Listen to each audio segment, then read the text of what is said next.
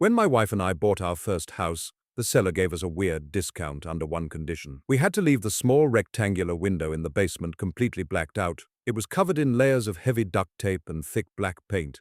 The old man told us, "Some things are better left unseen." We laughed it off, assuming he was just an eccentric old guy who didn't want the sun ruining his basement workbench.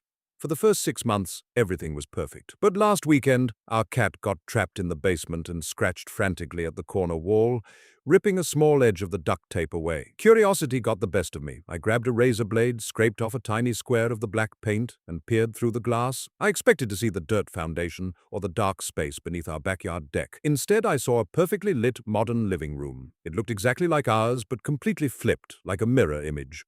Sitting on the couch was a man who looked exactly like me, reading a book. I froze, my breath fogging the glass.